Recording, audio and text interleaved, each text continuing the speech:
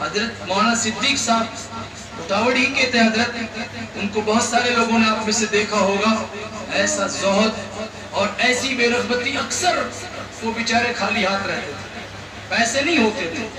ایسے لوگ آج بھی بہت سارے ہیں بیچارے کہ جو چاہیں تو بہت بڑے پیمانے پہ دنیا جمع کر سکتے ہیں، لیکن ان کی توجہ نہیں ہے۔ حضرت مولانا اسحاق صاحب فرماتے تھے کہ ہمیں یہ فکر ہمارے استاد حضرت مولانا عبدالسبحان صاحب رحمۃ اللہ علیہ سے ملا۔ یہ میوات کے بہت بڑے عالم دین، لیکن ایسی سادہ زندگی گزار کے گئے کہ حضرت فرماتے کتنی بار وہ بس میں سفر کر رہے ہیں، پیسے نہیں ہوتے تھے تو بس والے سے ادھار کر لیتے تھے۔ شیخ زکریا رحمۃ اللہ علیہ جن کی کتاب آپ پڑھتے ہیں فضائل اعمال، ایک مرتبہ حضرت اسٹیشن پر گئے، کوئی مہمان آ رہے تھے لینے کے لیے ان کو، اب وہاں پہنچے تو دیکھا جیب میں پیسے ہی نہیں ہے، تو اسٹیشن پر ٹکٹ لینے کے لیے، کیونکہ ٹکٹ لینا پڑتا ہے اندر جانے کے لیے بھی، تو بہت اس زمانے میں وہ آٹھانے چارانے کر رہا ہوگا، وہ بھی پیسے نہیں، تو حضرت نے ٹکٹ کھڑکی پہ جا کے کہا کہ بھائی مجھے پلیٹ فارم ٹکٹ دے دو، میرا ایک مہمان آ رہا ہے اسے مجھے لینا ہے، استقبال کرنا ہے، اور میں آنے کے بعد پیسے دے دوں گا۔ تو اس نے شکل دیکھی حضرت کی اور ٹکٹ دے دیا۔ وہاں مہمان کے اکرام میں کچھ جان کے ساتھی ملے، تو حضرت نے ایک سے پیسے لیے، آگے اس وقت کیا کرو گے آپ پیسے کا؟ کہ میں نے ادھار ٹکٹ لیا ہے۔ انہوں نے کہا جی ریلوے اسٹیشن پہ کون ادھار ٹکٹ دیتا ہے؟ کہ نہیں مجھے دے دیا اس بیچارے نے۔ تو وہ گئے پیسہ دینے کے لیے، کہا کہ آپ نے ان کو ادھار ٹکٹ دیا ہے؟ کہ ہاں۔ کہ کیوں دے دیا آپ نے؟ ان کی شکل مجھے دیکھ کر لگا کہ آدمی جھوٹا نہیں ہو سکتا۔ تو یہ اپنے اکابر ہیں، آج بھی ایسے نمونے موجود ہیں کہ آپ حیرت ہوگی آپ کو ان کی شکلیں دیکھ کر، ان کا لباس دیکھ کر، اتنا بڑا علم، اتنا بڑا مقام لیے پھر رہے ہیں اور دنیا کے اعتبار سے کچھ نہیں ان کے پاس۔ یہ کوئی معمولی بات نہیں ہے۔ تو اللہ تبارک و تعالیٰ نے ایسے لوگ آج بھی پیدا کیے ہیں۔ حضرت محمد مصطفیٰ صلی اللہ علیہ وسلم نے جو صحابہ کو فکر دی تھی، جو ذہن بنایا تھا، وہ ذہن آج بھی بنایا جا رہا ہے، آج بھی ایسے لوگ پیدا کیے جا رہے ہیں، اور آج بھی ایسے لوگ اللہ کا فضل ہے، اور آج بھی ان کے روپ سے دنیا کانپتی ہے۔ جو حکومتوں پر ہوتے ہوئے گورنر علاقے کا اور نیچے زمین پر بیٹھ کر کے لوگوں کی درخواست سائن کر رہا ہے، ان کے لباس میں اور عام آدمی کے لباس میں کوئی فرق نہیں ہے، ایسے لوگ آج بھی زندہ ہیں۔ تو اللہ کے نبی نے صحابہ کے دل و دماغ سے دنیا کی اس گندگی کو نکالا تھا اور آخرت کا ان کے دماغ میں تصور بٹھایا تھا۔ ایک موقع پر عمر فاروق رضی اللہ تعالیٰ عنہ نبی اکرم صلی اللہ علیہ وسلم سے ملنے گئے۔ دوپہر کا وقت تھا، اللہ کے نبی صلی اللہ علیہ وسلم کھجور کی چٹائی پر آرام فرما رہے تھے۔ آپ لنگی باندھے ہوئے تھے، اوپر جسم پر کوئی کپڑا نہیں تھا، آپ کا جسم اطہر انتہائی پاکیزہ اور بہت خوبصورت۔ تو آج آپ دیکھتے ہیں اگر برا آدمی، گورے رنگ کا آدمی مونچھ کی چارپائی پہ لیٹ جائے تو پوری چارپائی کا جو بان ہوتا ہے وہ چھپ جائے گا، اگر اس پہ گودڑی نہ ہو تو جسم پر وہ نشان آ جاتے ہیں۔ تو بالکل یہی کیفیت ہوئی کہ اللہ کے نبی کھجور کی چٹائی پر لیٹے ہوئے تھے۔ تو جب عمر فاروق گئے تو اللہ کے نبی کھڑے ہو گئے، تو آپ کے جسم مبارک پر، کاندھوں پر، ہاتھوں پر کھجور کی چٹائی کے نشان نمایاں ہو رہے تھے، چھپ گئے تھے۔ یہ منظر دیکھ کر عمر فاروق کی آنکھوں میں آنسو آ گئے اور کہا اللہ کے نبی، یہ کیسر اور کسرا، اس زمانے میں دو بڑی بادشاہتیں تھیں، روم کی اور فارس کی۔ روم کے بادشاہ کو کیسر کہتے تھے اور فارس کے بادشاہوں کو کسرا کہا کرتے تھے، کہ یہ کیسر اور کسرا، روم اور فارس کے بادشاہ، یہ اللہ کے دشمن ہیں، کافر ہیں، اور ان کے پاس بڑے بڑے تخت، بڑے بڑے قالین، اور ان کے پاس دنیا کی ساری نعمتیں ہیں۔ آپ دنیا اور آخرت کے بادشاہ ہیں اور آپ اس معمولی چٹائی پر ہیں۔ اللہ کے نبی، آپ اللہ سے دعا کر دیجئے کہ اللہ آپ کی امت پر بھی آسانی فرما دے۔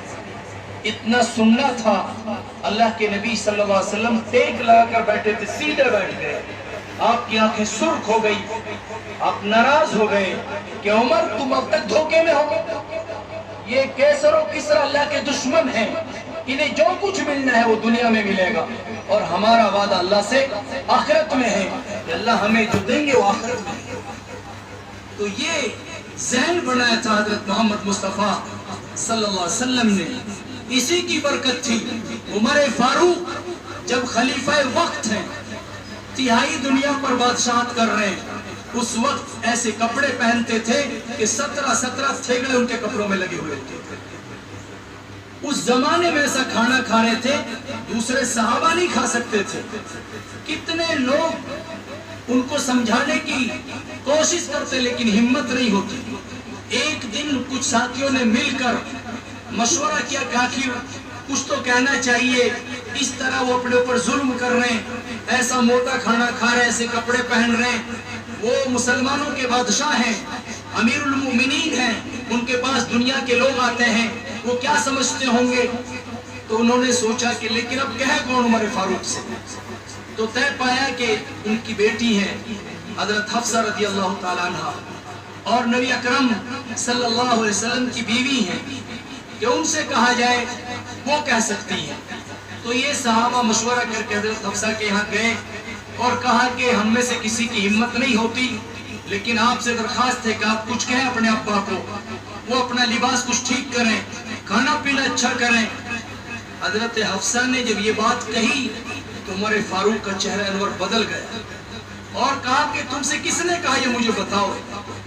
حضرت حفصہ نے نہیں بتایا، کہا کہ اگر تم بتا دو تو میں ان کو سزا دوں گا، اور پھر جو جواب دیا ہے وہ سننے کے لائق ہے۔ کہا کہ مجھ سے پہلے میرے 2 بڑے گئے ہیں، اللہ کے نبی صلی اللہ علیہ وسلم اور ابوبکر صدیق، میں ان کے طریقے سے ہٹنا نہیں چاہتا، میں انہی کے نقش قدم پر چلنا چاہتا ہوں۔ پوری زندگی اسی غربت میں گزاری ہے۔ اسی کا یہ رعب تھا کہ دشمن آپ کے سامنے ٹکتا نہیں تھا، نام سے لوگ کانپتے تھے، دیکھا نہیں تو عمر فاروق کو، تو ان کا رعب اس دنیا کی بے رغبتی کی وجہ سے تھا، ان کے اس اخلاق کی وجہ سے، اس طریقے کی وجہ سے تھا جو نبی کے طریقے پر چل رہے تھے۔ آج ہم سوچ رہے ہیں کہ ہمارے مکان اونچے بنیں گے، ہمارے پاس دنیا والوں کے برابر اسباب ہوں گے تو دنیا والے ہم سے کانپیں گے، دنیا والے ہم سے ڈریں گے۔ آج بھی کتنے لوگ اس دھوکے میں ہیں کہ دشمن پر رعب برابر کے حالات سے پڑتا ہے۔ میں سمجھتا ہوں کم سے کم یہ سوچ صحیح نہیں ہے۔ صحابہ نے نہیں سمجھا، ان کا مشہور واقعہ ہے جب وہ بیت المقدس فتح کرنے جا رہے ہیں تو اس وقت ان کا جو حلیہ ہے اسے دیکھ کر کوئی سوچ نہیں سکتا تھا کہ یہ اسلامی مملکت کے بادشاہ ہیں۔ اس موقع پر بہت اصرار کیا ساتھیوں نے کہ آج آپ قبلہ اول میں جا رہے ہیں اور وہاں پر آپ کا سامنا ان لوگوں سے ہوگا جو مسلمانوں کے امیر کو دیکھنے کے لیے آئے ہیں، اب اس حال میں آپ کو دیکھیں گے کیا تصور کریں گے؟ تو بہت سارے ساتھیوں نے مل کر کے اصرار کیا تو عمر فاروق نے تھوڑی دیر کے لیے ان کا دیا ہوا لباس پہن لیا، پہنتے ہی فوراً پھینکا اس کو، اور پھر جو تاریخی جملہ ارشاد فرمایا ہے اعزنا اللہ بالاسلام، کہ اللہ نے ہمیں اسلام سے عزت دی ہے، لباس اور کپڑوں سے اسباب سے عزت نہیں عطا فرمائی۔ آج اللہ کے لیے ہم اس فکر کو، نظریے کو صحیح کریں۔ ہم سوچ رہے کہ دنیا سے عزت ملے گی، اسی لیے ہم دنیا کے پیچھے لگے، اور آج دنیا کے اعتبار سے ہم دنیا کے ملکوں سے کم نہیں ہیں۔ کتنے سارے ایسے اسلامی ملک ہیں کہ وہ اتنے مالدار ہیں کہ دنیا کے جو بڑے بڑے بینک ہیں وہ صرف ان کے پیسے سے چل رہے ہیں۔ اگر صرف وہ اپنا پیسہ نکال لیں تو دنیا کے جو بڑے بینک ہیں، بنیادی بینک ہیں جن پر پوری دنیا کی معیشت ٹکی ہوئی ہے، پوری دنیا زمین میں دھر جائے گی۔ اتنا بڑا سرمایہ امت مسلمہ کے پاس آج موجود ہے، لیکن جو ہماری حالت ہے عالمی پیمانے پر وہ ہم سب جانتے ہیں۔ تو ہماری جو بربادی ہے وہ صرف اس لیے کہ ہم نے دنیا کو آج مقصد بنا لیا ہے، دنیا ہمارے دلوں میں گھر کر گئی ہے۔ اللہ کے نبی صلی اللہ علیہ وسلم اور صحابہ کے حالات ہمارے سامنے نہیں ہیں، ہم نے ان تاریخوں کو بھلا دیا ہے، آج ہمارے سامنے وہ باتیں نہیں ہیں۔ ایک صحابی ہے مصعب بن عمیر رضی اللہ تعالیٰ عنہ، یہ اتنے مالدار صحابی ہیں، جب تک وہ ایمان نہیں لائے تھے مکے میں رہتے ہیں، ان کے حالات میں لکھا ہے وہ سب سے قیمتی کپڑا پہنتے ہیں، سب سے قیمتی عطر لگاتے ہیں، اور سب سے خوبصورت اور مہنگی جوتیاں پہنتے ہیں۔ اگر کوئی تجارت کا قافلہ آتا ہے تو مصعب بن عمیر سب سے پہلے پہنچتے تھے۔ یہ مسلمان ہوئے ہیں، اسلام لانے کے بعد جب مدینے کے لوگوں نے اسلام قبول کیا ہے تو انہوں نے درخواست کی تھی اللہ کے نبی ہمیں کوئی ایسا آدمی دے دیجئے جو ہمیں قرآن سکھا سکے. تو اللہ کے نبی نے مصعب بن عمیر رضی اللہ تعالیٰ عنہ کو حوالے کر دیا. حضرت مصعب بن عمیر مدینہ گئے ہیں. اللہ کے نبی کے جانے سے پہلے مصعب بن عمیر مدینہ گئے ہیں اور انہوں نے ایسی محنت کی مدینہ جا کر کہ گھر گھر قرآن پہنچایا ہے. جب ان کو لے کر آئے ہیں اس وقت 12 آدمی تھے جو مسلمان ہوئے ہیں. جب حضرت مصعب بن عمیر پہنچے ہیں مدینے میں اور اگلے سال حج کے لیے جو لوگ آئے ہیں مدینے سے تو 83 آدمی تو وہ ہیں جو مدینے میں آ کر نبی اکرم صلی اللہ علیہ وسلم کے ہاتھ پر بیعت ہو جاتے ہیں. اور جو مدینے کا ماحول بدلا ہے, مدینے کو اللہ کے نبی کی ہجرت کے لیے جو تیار کیا ہے ظاہری اسباب میں, وہ مصعب بن عمیر اکیلے آدمی ہیں اور مدینے کا حال بدل دیتے ہیں. آج ہم اتنے بزدل اور کم ہمت ہو گئے ہیں کہ ہم مقابلہ نہیں کرنا چاہتے برائیوں کا. جو آدمی جو کر رہا ہے ہم نے بالکل کھلا چھوڑ دیا ہے. کوئی زنا کر رہا ہے زنا کرے, کوئی شراب پی رہا ہے شراب پیے, کوئی ڈاکہ ڈال رہا ہے ڈاکہ ڈالے. ہمارے برابر پڑوس میں لوگ چوری کر رہے ہیں اور ہمیں پتہ ہے چوری کے کام میں ملوث ہے. کبھی پھوٹی زبان سے ایک دن ہمیں توفیق نہیں ہوتی کہ ہم ان کو جا کے سمجھا لیتے ہیں, ہم ان کے پاس بیٹھ جاتے ہیں. اللہ کے بندو سوچو یہ کون سا دین ہے, یہ کیسے مسلمان ہیں. آج ہم نے ان کو نہیں روکا, کل ہمارا بیٹا ان کے ساتھ چور بنے گا, کل ان کے ساتھ ہمارا بیٹا ڈاکو بنے گا, کل ان کے ساتھ ہمارا بیٹا زنا میں پکڑا جائے گا, ہمارا بیٹا شراب میں ملوث ہوگا, کیونکہ ہم تماشائی بن گئے ہیں. اور یہ بیماری اسی لیے بڑھتی جا رہی ہے اور آج یہ مرض گھر گھر پہنچ گیا ہے. اگر ہم پہلے دن ان کا ہاتھ پکڑ لیتے, انہیں روک لیتے تو وہ بھی بچ جاتے اور ہم بھی بچ جاتے. تو آپ اپنے آپ کو کمزور نہ سمجھیں, اپاہج نہ سمجھیں. مصعب بن عمیر شرک کے ماحول میں, کفر کے ماحول میں جا کر ایسی محنت کرتے ہیں کہ مدینے کا حال بدل دیتے ہیں. ایک مرتبہ اللہ کے نبی مسجد میں بیٹھے ہوئے ہیں, صحابہ بیٹھے ہوئے ہیں, مصعب بن عمیر گزر رہے ہیں. اس وقت ان کی حالت یہ ہے جو کپڑے پہنے ہوئے تھے کئی جگہ سے پھٹے ہوئے ہیں, پیوند لگے ہوئے ہیں اور پیوند لگانے کے لیے کپڑا نہیں ملا, چمڑے کا ٹکڑا ہی پھٹی جگہ پر سی رکھا. اللہ کے نبی یہ منظر دیکھ کر رو پڑے, کیونکہ آپ کو مصعب بن عمیر کی وہ زندگی یاد آ گئی جب وہ شہزادوں کی طرح رہتے تھے مکے میں. آج وہ اللہ کے دین کے لیے اس حال پر آ گئے ہیں کہ ان کے کپڑے پھٹے ہوئے ہیں اور تھیگڑا لگانے کے لیے کپڑا نہیں ہے, چمڑا لگا ہوا ہے. اس موقع پر اللہ کے نبی نے ایک بات ارشاد فرمائی, لوگوں ایک وقت آئے گا کہ یہ عالم ہو جائے گا دنیا کا, ایک پیالہ اٹھے گا دسترخوان پر, دوسرا رکھا جائے گا. یعنی کھانے کا یہ عالم ہو جائے گا کہ صبح سے لے کر شام تک. آج اللہ رحم فرمائے ہم سب وہ منظر دیکھ رہے ہیں, 5-5 6-6 بار دسترخوان بچھ رہا ہے ہمارے گھروں میں. صبح الگ, دوپہر الگ, ظہر کے بعد الگ. ایسا عجیب ماحول بگڑا ہے. عشاء بعد جاؤ تو بھی ناشتہ, مغرب بعد جاؤ تو بھی ناشتہ. عجیب حالت ہے. صبح سے لے کر شام تک دسترخوان بچھ رہے ہیں. تو اللہ کے نبی نے 1400 سال پہلے فرمایا تھا ایک وقت آئے گا کہ دسترخوان کا یہ حال ہو جائے گا, ایک پیالہ اٹھائے دوسرا بھی رکھا جائے گا. آج ایک فیشن بن گیا ہے بھائی اچھا کھاؤ اچھا پہنو. اسلام میں اجازت ہے, لیکن اللہ کے بندو سوچو تو صحیح, اچھا کھانا کون سا ہے؟ اچھا کھانے کا مطلب ہم نے کیا سمجھا ہے؟ آج کتنے بچے صرف اچھا کھانے کے لیے چوری کر رہے ہیں. انہیں ہوٹل پہ کھانے کا شوق پیدا ہو گیا ہے, انہیں بکرے اور مرغے کھانے کی خواہش ہو گئی ہے.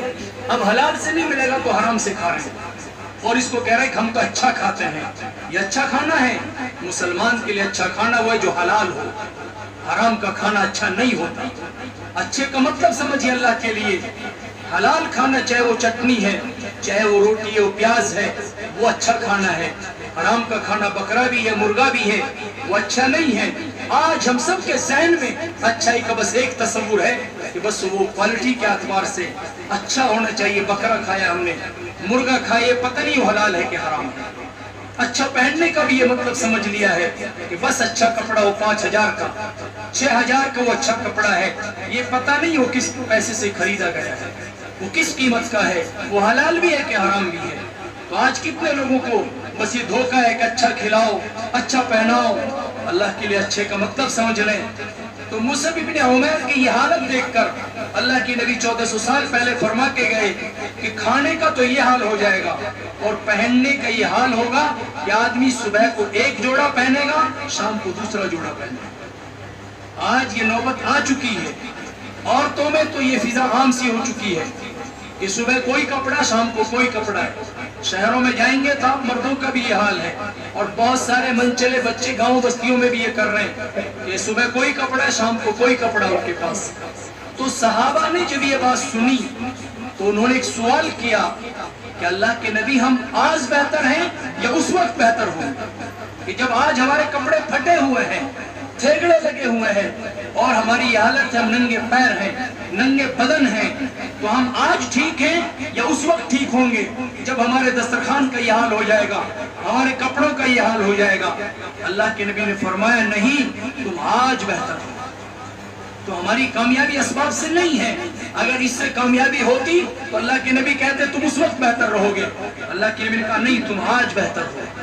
تو اللہ کے لیے ہم بہتر کا، اچھے ہونے کا مطلب سمجھیں۔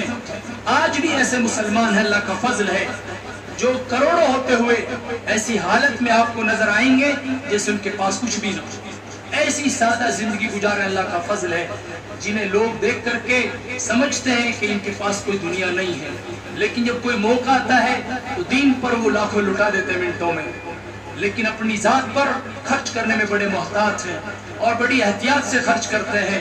اللہ کے ایسے نیک بندے ہیں اور ایسے نیک بندے رہیں گے، دنیا خالی نہیں ہے، اللہ ان کی زندگیوں میں برکت نصیب فرمائے۔ کتنے لوگ انہیں ہمیں حیرت ہوتی ہے دیکھ کر کے، ان کا لباس حال دیکھ کر کے ہم روزانہ یہ مشاہدہ کرتے ہیں، ایسے سیدھے آدمی بیچارے جن کے لباس کو دیکھ کے لگتا ہے کہ ان کے پاس 10 روپے نہیں ہوں گے، اور وہ 10,000 روپے نکال کر مدرسے کے نام پر، کسی خیر کے کام پر، کتنی جگہ مسجد میں، جلسوں میں نے دیکھا۔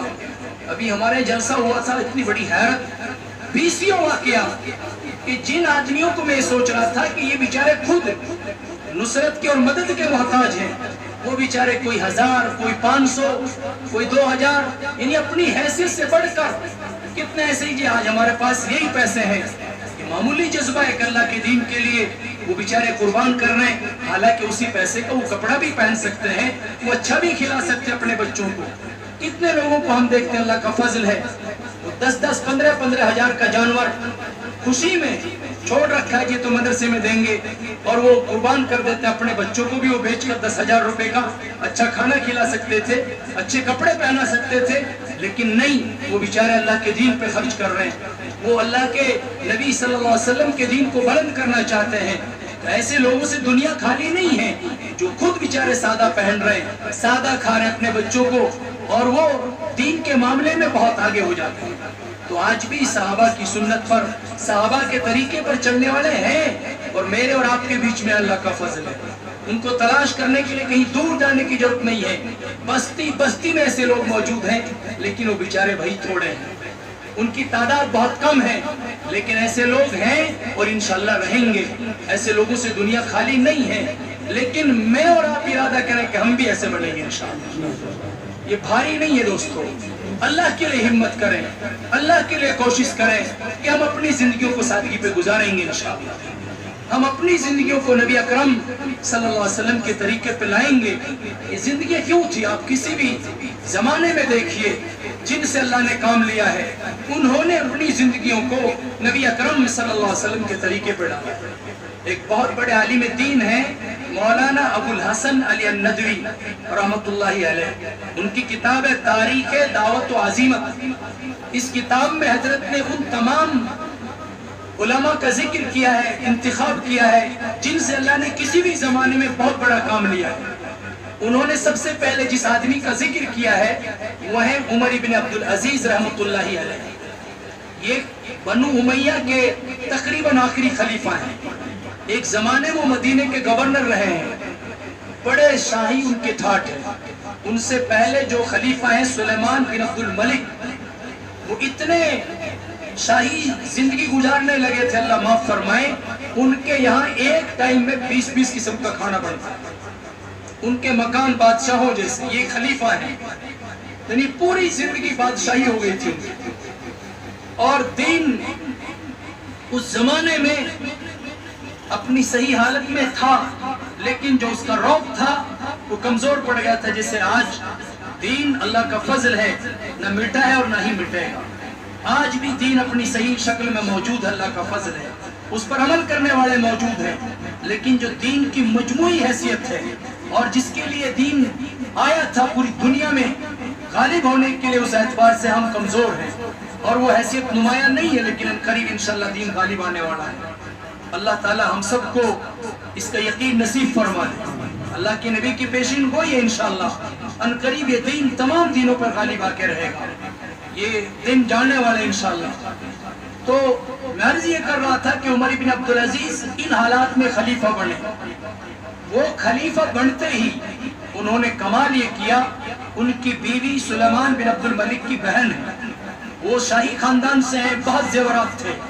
پہلی ہی رات میں اپنی بیوی کو کہا کہ میری طرف سے ایک شرط ہے، اگر تم میرے ساتھ رہنا چاہتی ہو تو یہ سارا کا سارا زیور بیت المال میں داخل کرو. یہ تمہارے باپ کا نہیں ہے، یہ تو مسلمانوں کا مال تھا، تمہارے باپ نے تمہیں جہیز میں دیا ہے. آج کتنے لوگ اپنی بیٹیوں کو جہیز میں دوسروں کا گلا کاٹ کر لاکھوں روپے دے رہے ہیں. وہ بیٹی آج ٹھوکروں میں ہیں، ان کے رشتے آج خراب ہیں. اللہ معاف فرمائے، ایسے کتنے معاملے ہم نے دیکھے جنہوں نے 50 لاکھ روپے خرچ کیے، آج ان کی بیٹی طلاق کے بعد گھروں پر بیٹھی ہے. ایک سال میں، دو سال میں ہم سوچ رہے ہیں کہ ہم شادی بڑی کر دیں گے تو بیٹی اچھے سے رہے گی. یہ کوئی گارنٹی نہیں بزرگوں کہ ہم پیسے سے اپنی بیٹی کا گھر بسا سکتے ہیں. گھر دین سے بسے گا، اللہ کے نبی کے طریقے سے بسے گا، گھر پیسوں سے نہیں بسا کرتے. آج کتنے لوگ ہیں جنہوں نے یہ حرکتیں کی ہیں. ایسی داستانیں آپ کو مجھ سے زیادہ معلوم ہوں گی کہ باپ جس بیٹی کے لیے لاکھوں روپے کا سامان تیار کر رہا تھا، وہی بیٹی باپ کے منہ پہ کالک پوت کر چلی گئی چھوڑ کر اسے. یہ داستانیں ہیں، یہ واقعات ہیں. تو عمر بن عبدالعزیز نے اپنی بیوی کو یہ کہا، اور اگر یہ منظور نہیں ہے تو طلاق لے کر الگ ہو جاؤ، میرے ساتھ نہیں رہ سکتی. ان کی بیوی سمجھتی ہے، فوراً سارا زیور حوالے کیا اور بیت المال میں جمع کیا. یہ کل 2 سال 3 مہینہ خلیفہ رہے ہیں. لیکن کمال ہے کہ انہوں نے 2 سال 3 مہینے میں پوری کی پوری خلافت کو نبی اکرم صلی اللہ علیہ وسلم کے طریقے پر لوٹا دیا. تو ان پر وہ حالات آئے، عید کے دن ان کے بچوں کے پاس پہننے کے لیے نئے کپڑے نہیں ہیں. خلیفہ ہوتے ہوئے ان سے پہلے جو لوگ ہیں وہ بادشاہوں کی طرح رہ رہے ہیں، یہ بھی اسی پورے خزانے کے مالک ہیں. لیکن انہوں نے نبی کا طریقہ اختیار کیا کہ میں اس خزانے کا مالک نہیں ہوں، میں امین ہوں، میں اس کا ذمہ دار ہوں. یہ تو سارے مسلمانوں کا مال ہے، یتیموں کا، بیواؤں کا. آج اللہ رحم فرمائے، ہم اتنے قابل ہو چکے ہیں کہ سمجھ میں نہیں آتا، اور اتنا گندا ماحول اور معاشرہ ہمارا ہو گیا ہے. لیکن سب لوگ نہیں، یہ چند لوگ ہیں، ہم میں سے کوئی ان کو روکنے کے لیے تیار نہیں ہے. آپ کو پتہ ہے کتنے غریب گھرانے، ان کا گزارا اس اناج پر ہوتا ہے جو حکومت کی طرف سے ملتا ہے، اور کتنے وہ اناج بیچ کر کھا جاتے ہیں، اور کتنے وہ اناج خرید رہے ہیں. مجرم اکیلا نہیں ہے جو وہ اناج بیچ رہا ہے بلیک سے، اس کو خریدنے والے ہم جیسے ہوتے ہیں جو لالچ میں، ہمیں پتہ ہے کہ اناج کی قیمت 20 روپے کلو ہے، تو جو 10 روپے کلو اناج بیچ رہا ہے ہم کیوں لے رہے ہیں اس کو؟ ہم نے یہ عقل نہیں ہے کہ یہ مال آیا کہاں سے ہے، کیوں بیچ رہے ہو آپ؟ وہاں کوئی نہیں پوچھتا کہ ہم تو پیسے میں لے رہے ہیں. اللہ کے بندوں، ہم برابر کے مجرم اس آدمی کے جو یتیموں کا، بیواؤں کا، کتنے غریب بچوں کا حق کھا رہا ہے. کتنے لوگ بیچارے فیشن میں ہیں کہ ہم کو تو اللہ نے عزت دے دی اور ہم تو بس گاؤں کے ذمہ دار بن گئے، اور اب کسی کا بھی آ رہا ہے، کچھ بھی آ رہا ہے، وہ سارا ہضم ہو رہا ہے، اور اس پر جو اثرات آ رہے ہیں وہ ہم دیکھ رہے ہیں. اللہ رحم فرمائے، کتنے بڑے بڑے حادثے رونما ہو جاتے ہیں. یہ مسلمان ہیں، یہ ہماری زوال کی وہ داستانیں ہیں جن سے ہم ترقی کی راہوں پر کیسے جائیں گے. عمر بن عبدالعزیز اپنے گھر میں فاقے ہیں، لیکن امت کو انہوں نے جیسے اللہ کے نبی کے گھر میں فاقے ہیں. فاطمہ کے گھر پر بچوں کے لیے کھانے کے لیے نہیں ہے. آپ کی بیٹی کے پاس گھر میں کام کرنے کے لیے کوئی نوکر نہیں ہے. بیٹی غلام مانگنے آتی ہے، اللہ کے نبی کے پاس غلام ہیں، باندیاں ہیں، اللہ کے نبی کہتے ہیں بیٹی بدر میں جو بچے یتیم ہو گئے تھے وہ تم سے زیادہ مستحق ہیں، تم تو سوچتے وقت 33 مرتبہ سبحان اللہ پڑھ لو، 33 مرتبہ الحمدللہ پڑھ لو، 34 مرتبہ اللہ اکبر پڑھ لو، اور اللہ کے نبی نے وہ یتیم بچوں کو غلام اور باندی بانٹ دیے، اپنی بیٹی کو نہیں دیا۔ تو عمر بن عبدالعزیز کے بچے عید کے دن پرانے کپڑے پہنے ہوئے ہیں۔ ایک دن تاریخ میں لکھا ہے عمر بن عبدالعزیز گھر گئے تو بچیاں منہ پہ کپڑا رکھ کر بات کر رہی تھی، تو تعجب ہوا، خادمہ سے پوچھا کیا بات ہے کہ آج سالن نہیں پکا گھر میں، پیاز سے روٹی کھائیے تو پیاز سے سمیل آتی ہے، بو آتی ہے، اس لیے وہ اس طرح بات کر رہی ہے۔ عمر بن عبدالعزیز رو پڑتے ہیں، آنکھوں میں آنسو آ رہے ہیں اور کہہ رہے ہیں بیٹیوں میں تمہیں دنیا کا سب سے قیمتی کھانا کھلا سکتا ہوں لیکن میں جہنم کی آگ سے ڈرتا ہوں۔ یہ مال میرا نہیں ہے، یہ امت کا مال ہے۔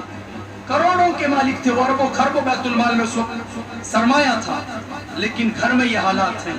تو اللہ نے اتنی بڑی عزت دی کہ ان کو 5واں خلیفہ راشد کہتے ہیں۔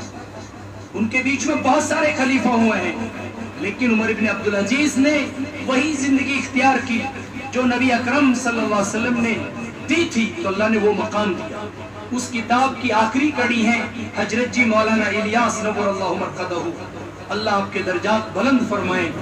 حضرت جی مولانا الیاس نے وہی مثال قائم کی ہے۔ آج کتنے لوگوں کو عقل نہیں ہے، انہیں پتہ نہیں ہے، انہیں حضرت جی مولانا الیاس کو سمجھا نہیں ہے، وہ بیچارے اعتراض کر رہے ہیں کام پر۔ اللہ کے لیے پڑھو حضرت جی مولانا الیاس کو، ان کے اوپر کتاب لکھی ہے مولانا ابو الحسن نے، حضرت جی مولانا الیاس اور ان کی دینی دعوت۔ حضرت کی بیوی کے پاس اس وقت لاکھوں روپے کے زیورات ہیں، وہ سارا کا سارا زیور اللہ کے دین پر خرچ کر دیا تھا مولانا الیاس نے۔ آپ کے پاس جدی جائیداد ہے، آپ کا خاندان پہلے سے، کیونکہ آپ صدیقی ہیں، تو جب اسلامی مملکت تھی تو بڑا مقام تھا آپ لوگوں کا، تو جھنجھانے میں آپ لوگوں کی حویلیاں اور بڑی جاگیر ہے حضرت جی مولانا الیاس رحمۃ اللہ علیہ کی، وہ سب کچھ بیچ کر اس دین پر لگا دیا تھا۔ آپ کے گھر میں فاقے ہیں۔ حضرت مولانا اسحاق صاحب رحمۃ اللہ نے ایک واقعہ لکھا ہے اور حضرت سے ہم نے سنا، حضرت جب بھی یہ واقعہ سناتے تھے تو آپ دیدہ ہو جاتے تھے، آنکھوں میں آنسو آ جاتے تھے، اور کہا حضرت جی مولانا یوسف سے یہ واقعہ میں نے سنا۔ مولانا اسحاق صاحب ہمیں بتاتے تھے کہ ایک مرتبہ جب حضرت جی مولانا یوسف بالکل چھوٹے تھے تو مرکز میں ایک صندوق ہوتا تھا، اس میں آٹا رہتا تھا، تو آٹا ختم ہو گیا، فاقہ تھا، تو حضرت جی مولانا یوسف چھوٹے سے بچے ہیں، تو وہ اس صندوق سے اپنے معصوم سے ہاتھوں سے وہ آٹا چھڑا رہے تھے۔ بزرگوں یہ کرسی پہ بیٹھ کے سننا بہت آسان ہے، سننا بہت آسان ہے، اپنا فاقہ جھیلنا بہت آسان ہے، لیکن اپنے سامنے بچہ بھوکا ہو، بیوی بھوکی ہو تو سوچ کے دیکھنا تھوڑی دیر کے لیے کیا بیتے گا۔ تو حضرت جی مولانا یوسف کو مولانا الیاس رحمۃ اللہ علیہ نے دیکھا کہ معصوم بچہ اس صندوق میں جو تھوڑا بہت آٹا کناروں میں کونوں میں چپٹا ہوا تھا وہ چھڑا رہے ہیں، اور وہ آٹا نکالا تو 1 روٹی کے برابر آٹا ہوگا۔ حضرت جی یہ منظر دیکھ کر رو پڑے اور اندر حجرے میں چلے گئے، یہ منظر دیکھ نہ سکے۔ سب کچھ اپنا اس دین پر لٹایا انہوں نے، ایسے ہی نہیں چمکے۔ وہ ایک آدمی نے حضرت کو کچھ پیسے دیے کہ حضرت یہ تو آپ دعوت کی محنت پر مدرسے میں جہاں چاہے خرچ کر دیں، پھر کچھ الگ سے پیسے دیے کہ یہ آپ کے لیے ہدیاں ہیں، یہ آپ کے لیے ہیں۔ حضرت جی مولانا الیاس کی آنکھوں میں آنسو آ گئے اور کہا کہ بھائی میرا اپنا کچھ نہیں ہے، میرے پاس تو جو کچھ تھا میں نے سب اس کام پر لگا دیا۔ تو انہوں نے اپنی زندگی کو بالکل اس طریقے پہ ڈال دیا تھا جو اللہ کے نبی صلی اللہ علیہ وسلم کی زندگی تھی، جو انہوں نے سیرت میں پڑھا تھا، ایسا ڈھالا ہے اپنے آپ کو کہ مثال نہیں ملتی۔ تو اللہ کا فضل دیکھیے، اس اکیلے بندے نے ہمارے علاقے کو شرک سے پاک کیا ہے، اللہ ان کی قبر کو نور سے بھر دے۔ آج نوجوان نسلوں کو پتہ نہیں ہے، اس وقت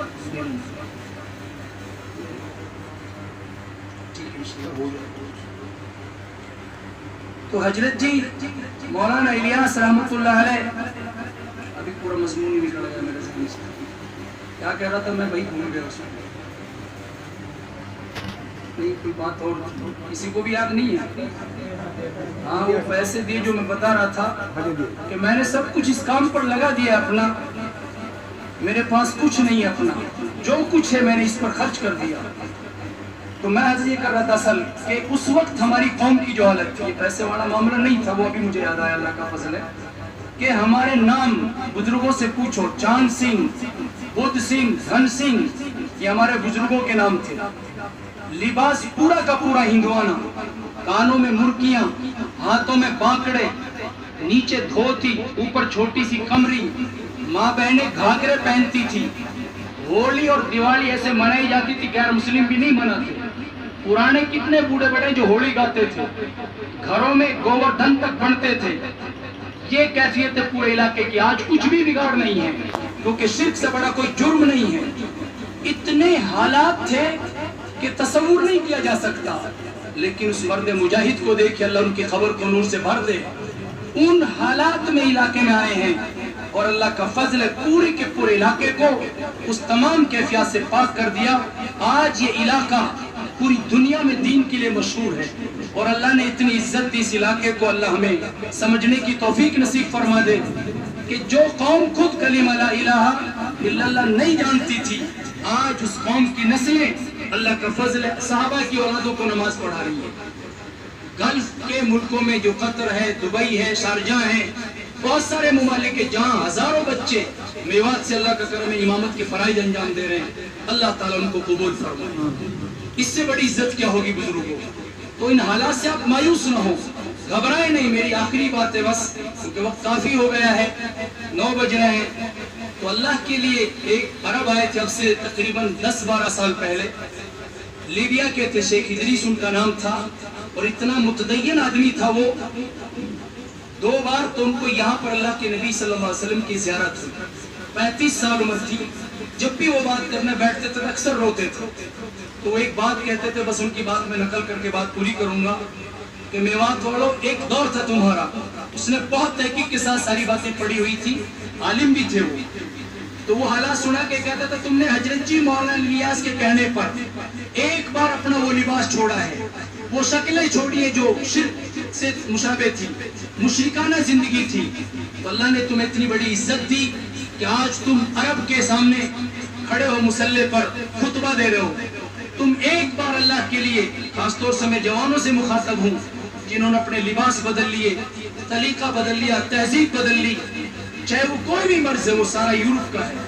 یہ نشے جو آج ہم یہاں سن رہے ہیں، ہیروئن، یہ کبھی تصور میں نہیں تھا۔ یہ ساری گندگیاں ان ملکوں سے آئی ہیں۔ یہود و نصارہ سے اللہ تعالیٰ امت کی حفاظت فرمائے۔ ان کا لباس، ان کی شکلیں، ان کی سوچ، ان کی گاڑیاں، ان کی بائکیں، آج پوری کی پوری تہذیب جو ہمارے جوان بچوں پر ہے وہ یورپین تہذیب ہے، پورا کا پورا ویسٹرن کلچر ہے۔ تو وہ یہ کہتے تھے بیچارے کہ اللہ کے لیے ایک بار تم یہ تہذیب چھوڑ دو اور پھر اللہ کے نبی کے راستے پر لوٹ آؤ، اللہ یورپ میں تم سے امامت کا کام لیں گے انشاءاللہ۔ اللہ کے لیے کوئی مشکل نہیں ہے، وہ لمحات میں حالات کو بدل دیتے ہیں، وہ قادر مطلق ہے۔ اللہ کے لیے آپ مایوس نہ ہو، بے چین اور پریشان نہ ہو، بس آپ ہمت کریں کہ ہم انشاءاللہ ان حالات کا مقابلہ کریں گے۔ اس وقت دشمن ہماری نسلوں کو ہم سے چھین رہے ہیں، ہمارے بچوں کو ہمارے سامنے اپاہج بنا رہے ہیں، وہ لوگ نشے کا عادی بنا کر، انہیں دوسری گندگیوں میں ڈبو کر، اور ہم تماشا دیکھ رہے ہیں۔ ہم سے بڑا بزدل کوئی نہیں ہوگا دنیا میں، ہم سے زیادہ کم ہمت کوئی نہیں ہوگا۔ آپ دشمن کے اس چیلنج کو قبول کریں اور طے کریں کہ ہم اپنی نسلوں کو نشے سے بچائیں گے انشاءاللہ، ہم اپنی نسلوں کو چوری سے بچائیں گے انشاءاللہ، ہم انہیں برباد نہیں ہونے دیں گے۔ وہ ہمارے بچے، ہمارے بیٹے ہیں۔ اللہ کے لیے رحم کھا لو ان ماؤں پر، ان بہنوں پر، ان بیٹیوں پر جو راتوں کو روتی ہے بیچاری، ان کے لوبڑے بھیگ جاتے ہیں آنسوؤں میں، جس کا بیٹا شراب پی کر آتا ہے، جس کا شوہر شراب پی کر آتا ہے، پوچھو کبھی ان گھرانوں میں جا کر۔ اللہ کے بندوں، ان معصوم بچوں پر رحم کھا لو جو بیچارے اپنے باپ کی شکل دیکھ کر ڈر جاتے ہیں، دبک جاتے ہیں، وہ اپنے باپ کو نہیں دیکھنا چاہتے۔ ان نسلوں پر رحم کھاؤ گے، اللہ تعالیٰ ہم پر رحم کرے گا۔ اللہ کے نبی نے فرمایا ارحموا من فی الارض یرحمکم من فی السماء، تم زمین والوں پر رحم کرو، آسمان والا تم پر رحم کرے گا۔ کریں گے بھائی فکر انشاءاللہ؟ اللہ کے لیے ان کو اللہ کے راستے میں نکالو، علماء کے پاس ان کو لے جاؤ، یہ مجالس سے منعقد کرو، انشاءاللہ العزیز انقلاب آئے گا۔